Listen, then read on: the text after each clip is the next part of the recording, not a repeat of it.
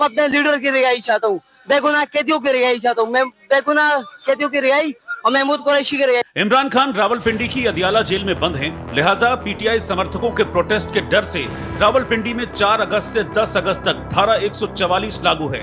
लेकिन इसके बावजूद लोग इकट्ठा होने लगे, रैली, धरने और प्रदर्शन की तस्वीरें आने लगी। पीटीआई ने पूरे पाकिस्तान में आंदोलन कर इमरान की आजादी का बिगुल फूंक दिया।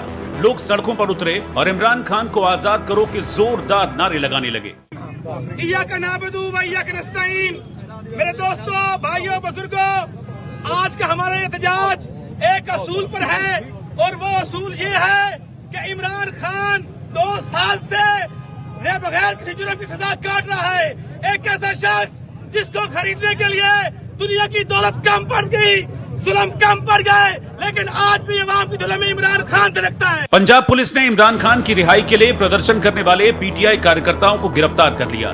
दरअसल बेल न मिलने पर इमरान खान ने कहा था कि पाकिस्तान में लोकतंत्र बचाने की ये आखिरी लड़ाई है। इमरान खान ने कहा था कि अगर मुझे कुछ हुआ तो इसके जिम्मेदार सेना प्रमुख आसिम मुनीर होंगे।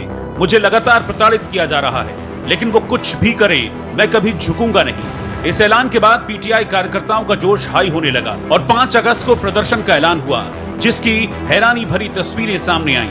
देखिए कैसे इमरान खान की रिहाई के लिए पाकिस्तान के हैदराबाद जिला बार एसोसिएशन में विरोध प्रदर्शन हुआ, जमकर नारेबाजी की गई।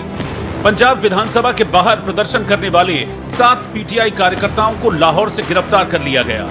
इधर पूर्व सांसद मियां एजाज हुसैन भट्टी के आवास पर बड़ी संख्या में पाकिस्तान तहरीक-ए-इंसाफ के कार्यकर्ता मौजूद दिखे और शहबाज सरकार के खिलाफ खूब नारेबाजी की। इमरान खान की रिहाई के लिए पीटीआई की महिला विंग ने भी विरोध प्रदर्शन किया और इमरान को आजाद करने की अपील की। सवाल यह है कि क्या इस प्रदर्शन के बाद 2 सालों से जेल में बंद इमरान के लिए जेल के ताले टूटेंगे?